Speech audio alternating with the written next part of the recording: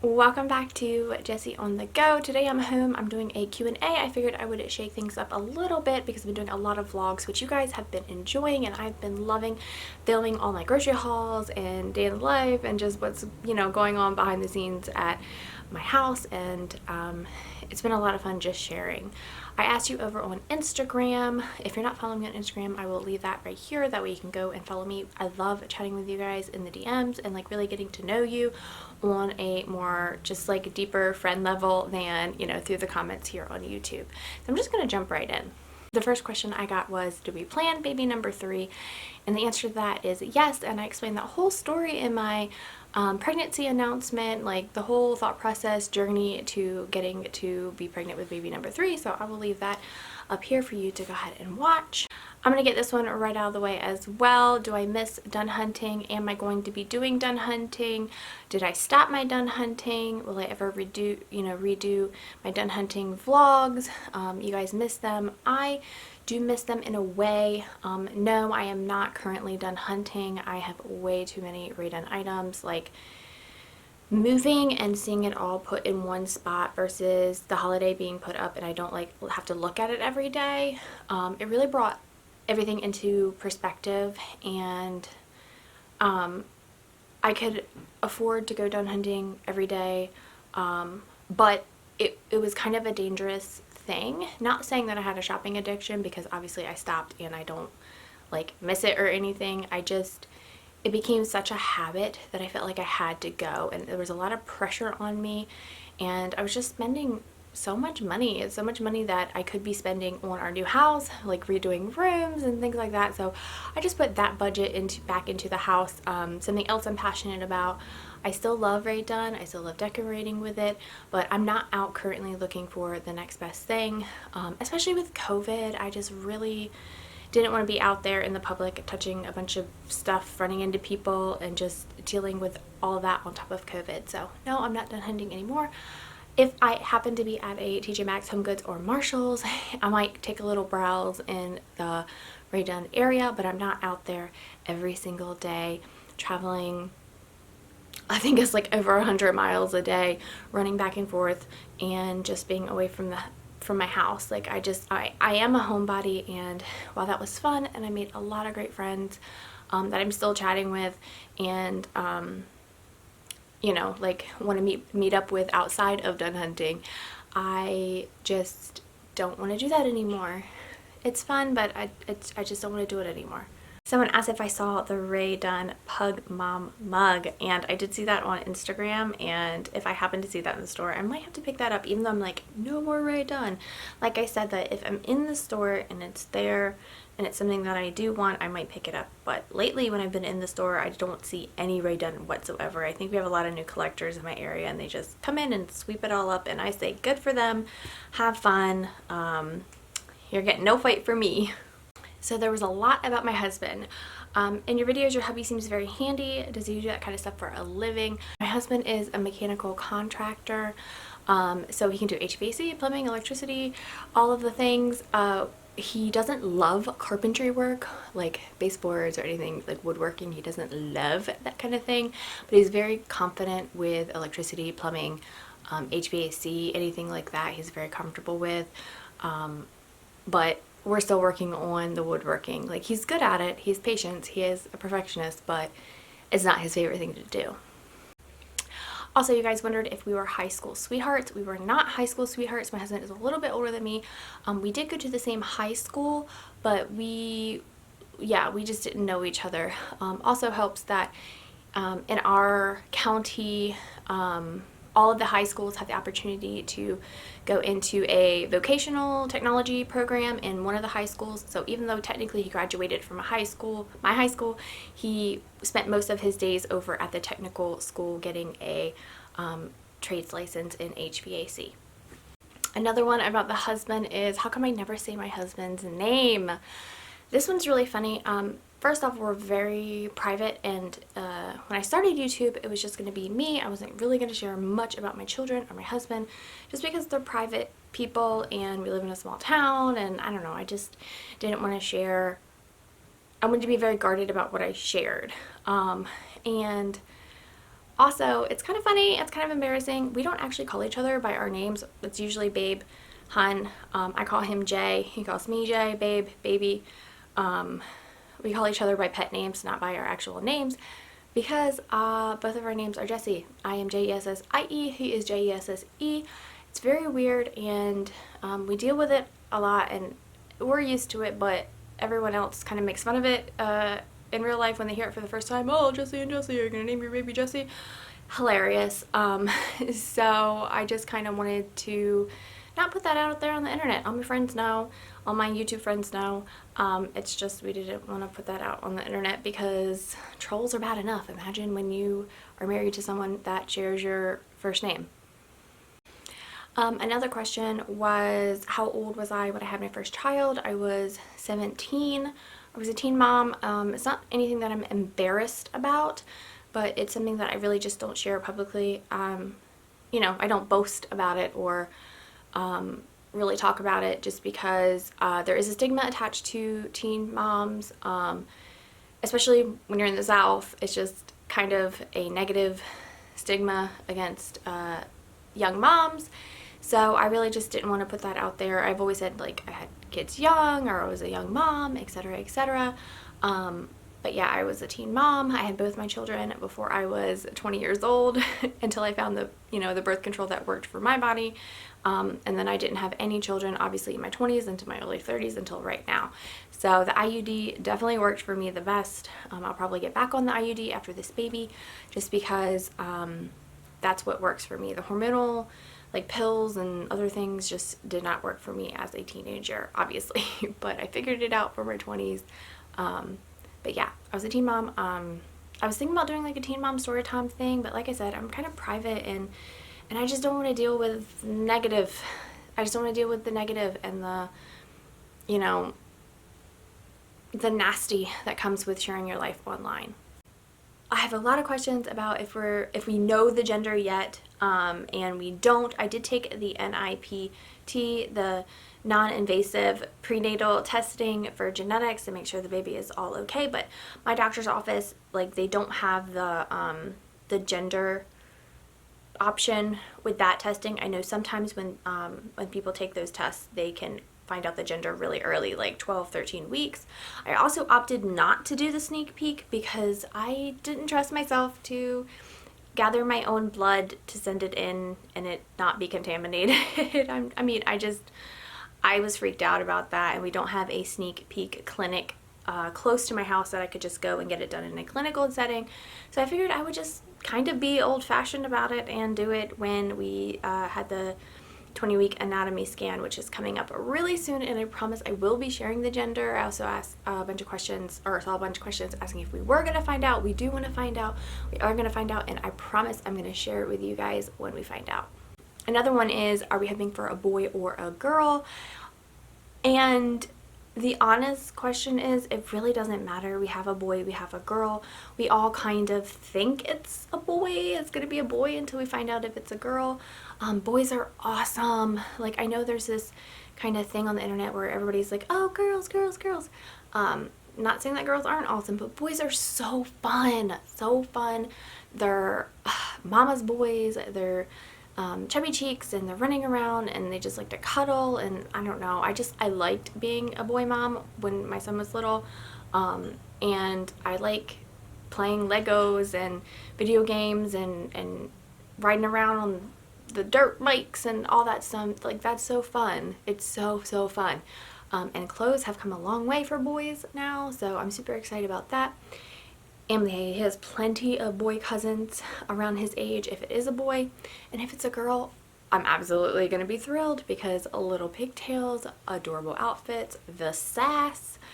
She's going to be so spoiled because the only girl on my side of the family is my little niece, who is just turning 2, so they will be kind of close in age. So either way, it's going to be absolutely amazing, and it's going to be fun. So I really don't have a preference. Either one is so fun, and I'm just so excited to snuggle my little baby, whatever it is at the moment. So I'm getting a lot of questions about baby names, and we're not going to narrow it down until we know the gender, just because there's so many options. I can say we obviously like classic, non-trendy, just strong names. I didn't realize at the time that Gabriel was going to be so trendy because he goes to school with probably 4 or 5 Gabes in his school. And Madeline, I didn't think that was going to be trendy at all, but I didn't think of the nickname Maddie. So she does go to school with a couple of Maddies, but they're usually Madisons or something else, not Madelyns. I think she has seen one more Madeline, but it's spelled different. Hers is Madelyn because my name is Jessie Lynn. Lyn with one N. So I thought that would be cute to have like Lynn in there in her name. So we want something that goes along with Gabriel and Madeline, something strong, something classic, not super old-fashioned, but just something, I don't know, names are hard. You're naming a baby, but you're also naming like something that's going to grow up and be a successful adult and old man, so, or old lady. So names are very hard. Like, I just want to make sure that we pick a good one. Another question is, what made you decide to do your YouTube business? And I started out YouTube in October of 2018, and I honestly started out just because I was a lonely stay-at-home mom. My husband traveled for work at the time, Monday through Friday. Like, I don't want to say he was never home, but it was very quiet because my kids were older. They had their routines down, I had my routines down, and I wanted to shake it up a little bit. There had been some talk about me going back to school and starting a career, but I've always been a little bit like creative and not wanting to box myself in at an office type situation. I'm very much a go-getter and take charge type of person. I have worked in retail before, but I just didn't want to, and I volunteered a lot at the kids' like schools and stuff like that. So I just thought it would be really fun to at least try this out, connect with other women. I knew you could make money on YouTube. I didn't know how much money you can make on YouTube.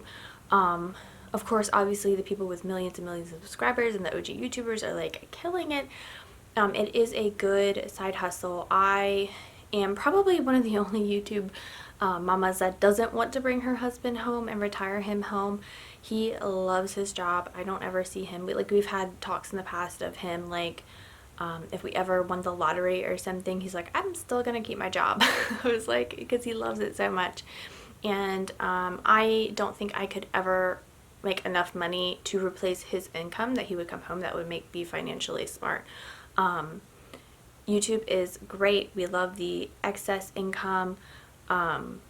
You know, we just throw it back into the house. Basically, anything I make on YouTube, I kind of roll it back into my channel so I can do fun projects and get new equipment and things like that. It's a great hobby, but let me tell you, the first like year and a half you do it, it's a grind and it's like an internship. You don't make any money, but you make a lot of great friends, you learn a lot, and eventually it does start paying off. Like, I did not start really earning a, you know, a decent like a retail level paycheck until last year.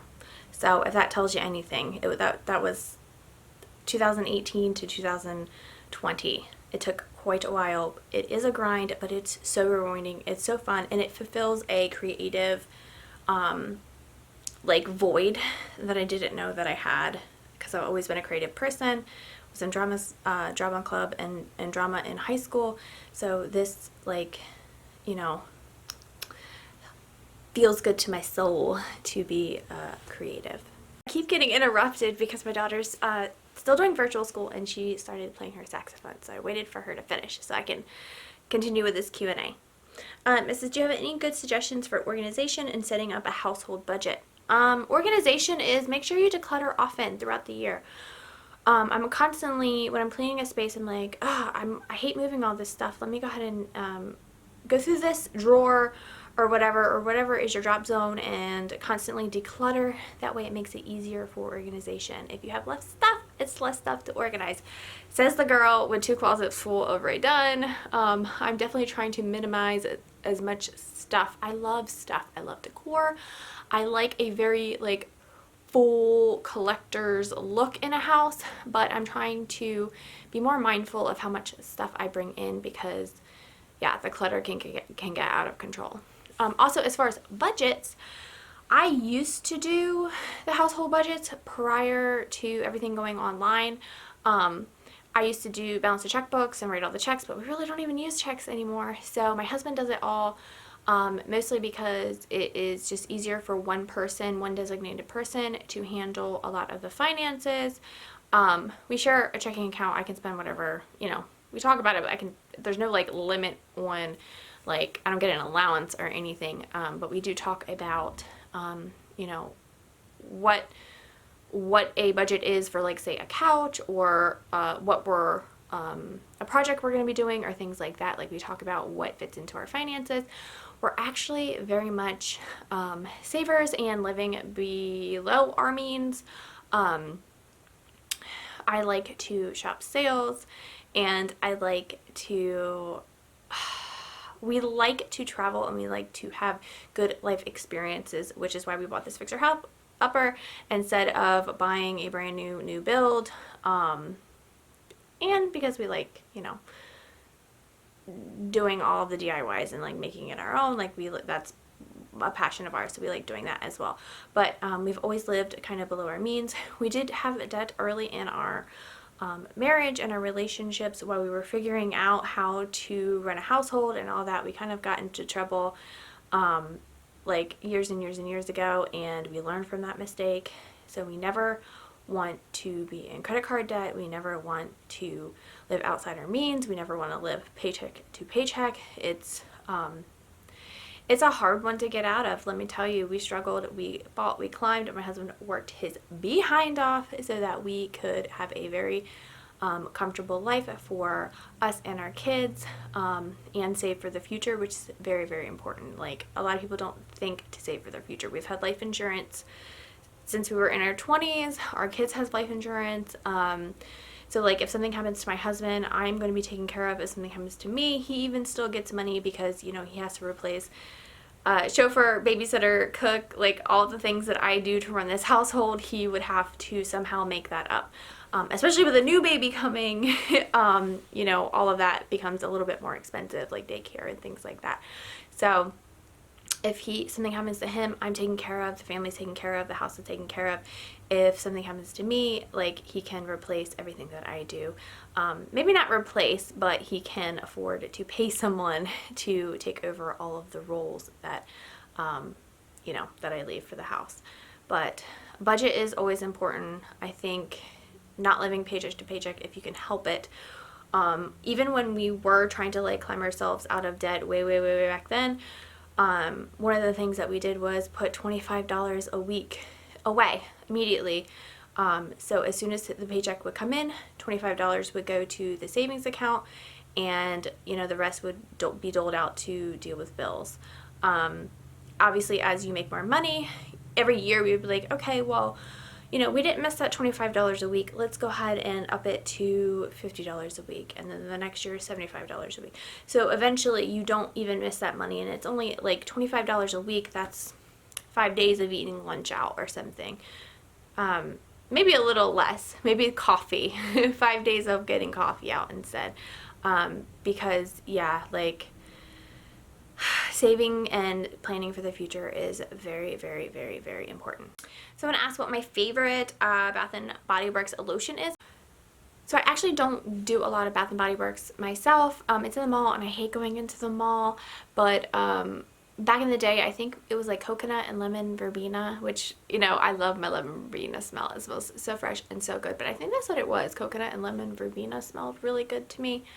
So I don't even know if that's still around, but that was like back in high school.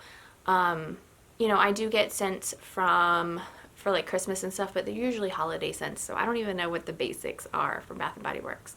So I have a bunch of people who didn't ask a question, but they just like wished me well and, you know, say I'm doing a good job, and I really do appreciate all of the support. Also, I had a ton of people just ask if I'm okay, and I am doing really, really good. Pregnancy emotions, I'm a little irritated with YouTube comments and YouTube stuff. I know everyone says don't feed into the negativity. I don't feel like I'm feeding into the negativity, but I also feel like I need to stand up for myself, and if I get repeated comments, not just one person, but if I get repeated comments about the same sort of topic, I'm going to address it. I know that annoys you guys, but I feel like I need to say my piece. I feel like I need to stand up for myself, and I feel like, you know, I think my friend Cambria said it best in one of her recent videos that, you know, some people feel like since we put our life out on the internet, then we deserve whatever comes at us. And I don't think that's true. I agree with what she said, that sure, we're putting ourselves out on the internet, we're open to negative comments, but we are allowed to defend ourselves. We are allowed to debunk those comments and those rumors or those assumptions about us. We are allowed to defend ourselves, because if you make a public comment on one of my YouTube videos, I'm allowed to respond because you made that comment public, so I can publicly respond. I am feeling a little bit more sassy with all these hormones, and a little less tolerance for nonsense here lately, as far as YouTube goes. Other than that, in my home life, I'm so happy. I'm so happy. I'm so relaxed.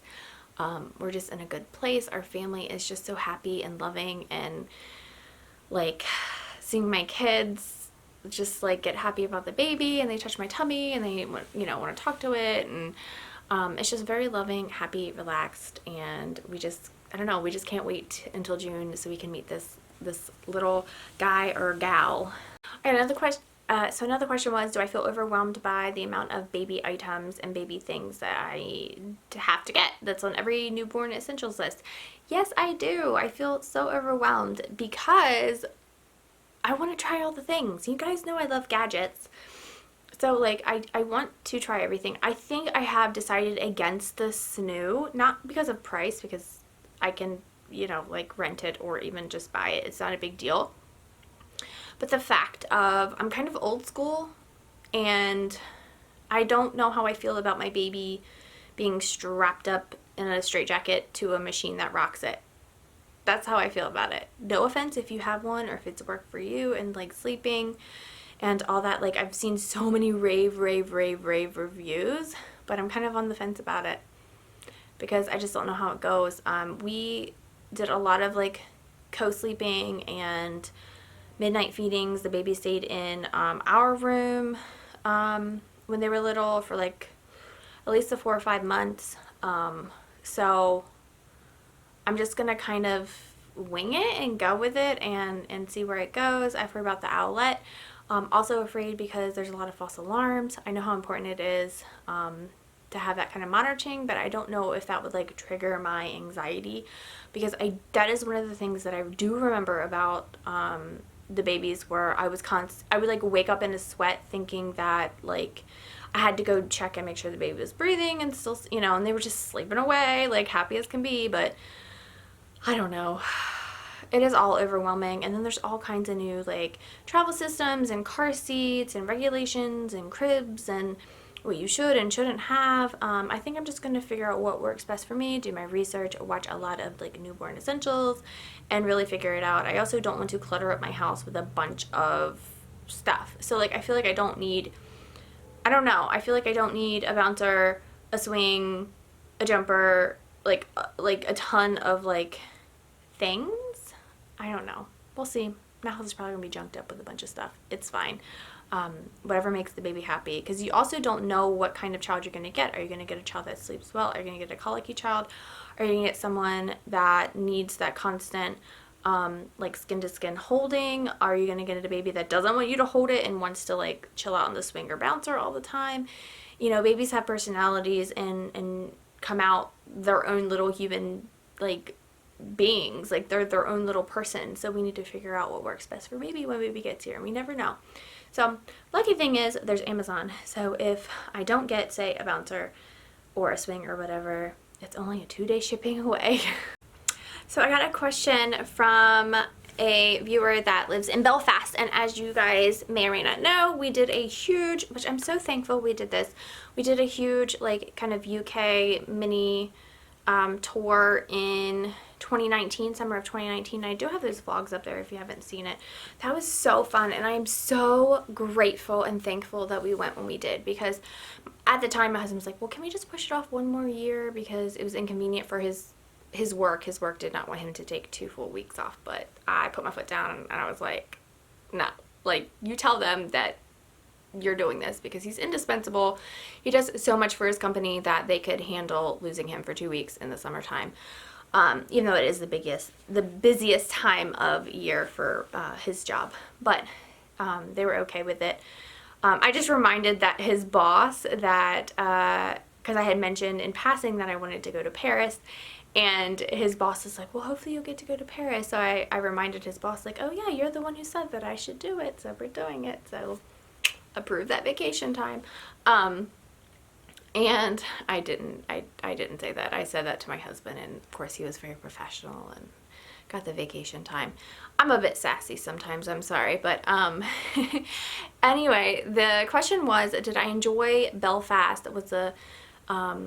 Was the city friendly, and was it more expensive than, say, you know, the USA? Like, was it more expensive to eat out there, or did we find it you know, enjoyable?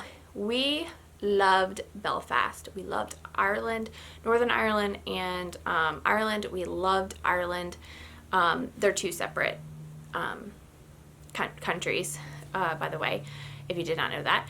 And we loved both of them, and Belfast was so fun. It was so relaxed. We loved walking around. We ate some really good food. I feel like it was on par with like the cities, maybe not like where I live in my small town area, but like, say if we went to DC or New York or something, it was similarly, it was priced pretty much the same as, say, DC or New York to me, as far as eating out. And the people were so friendly. I feel like the rudest city that we experienced was actually Paris, but I had heard that before, and that was the only place that we got like ripped off at. But like I said, like, Dublin was so nice. It was very confusing. It was very busy. But Belfast was a little bit more slower paced, but the people were so nice. The tour was so nice. We ended up going up to the Giant's Causeway, which was like a day trip away. It was not in Belfast, but it was a day trip away. And that was so fun. And the tour guide was so fun. And the city was beautiful. It was just a really amazing experience, and we'd love to go back and visit Northern Ireland again. Like, it's so pretty, guys. Like, I can't even explain it. The grass is so green, the skies were so blue. It's just eye candy for your soul. It was just so pretty. And yeah, we want to go back and like maybe explore it more in depth. We didn't, like I said, we only had 2 weeks. We didn't have time to like really deep dive into each area. We kind of skimmed, did the touristy thing, and kind of skimmed the highlights over each kind of major city that we wanted to go to. Scotland was another, Edinburgh. Scotland was another fun one. We took a flight from Belfast to Edinburgh, Scotland, and that was really beautiful as well. I wish we could go back, but I don't think, as far as COVID, we're not traveling outside of the country for a couple years. I think a family member eventually wants to get married in like Greece or something, so that could be really fun, especially with the little one. It was fun traveling with teenagers, but we've never traveled outside of the States with a toddler, although our kids always traveled with us. We've always went on yearly vacations. Last year and this year will be pretty much the only years that we have not gone and done something, because like I said, we love to travel, we love to experience new places, and we like to have a lot of fun. So hopefully at some point on this channel there'll be more travel vlogs when COVID is lifted, and we can explore the beautiful USA a little bit more. I have one more. I missed it. I should have put this in when they were asking about my husband. How long have you and your husband been together? We've been together like forever and a day.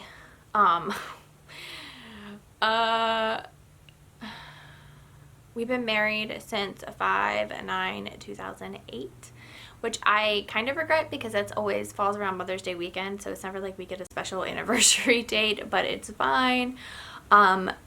It is, let's see, how long ago was that? I think I just said this in a previous like Instagram Q&A. I think it's like math. I think it's 13 years we've been married. But we've been together longer than that. We're horrible with the dates. Like I said, I always get my son ages mixed up. I always get my ages mixed up. I always like add years and forget years. So I'm just saying we're married. We've been married for 13 years. We did everything backwards. We had babies. We bought a house. We bought our first home when I was 19 and he was 22, I think. 23, 22, 23. See, I can't remember dates. And then we eventually went and eloped in Las Vegas. So we've been married for a very long time. We've been together forever and a year, and we're gonna be together for ever and ever and ever and ever and ever, and we're gonna have an amazing family, and we're gonna have a bunch of grandkids, and I don't see us moving from this house. I just want to create a big wall and fortress because I don't know if you can hear, there is a lot of road noise at this house, which we knew, but even though with the road noise, we love this house, we love the location, and we love the land and the school district. So we'll be here for at least another 18 years so the baby can have the same school district as its older siblings. So that is it for this video. I'm sorry I talk way too long. I talk so much. I sometimes get rambling and I lose a topic, and that's just my personality. So hopefully you enjoyed this video. If you did enjoy this video, hit that like button, hit that subscribe button, and I will see you on Thursday with another like day in the life, behind the scenes vlog, probably grocery haul, meal plan, all of the good stuff you guys have come to love on this channel.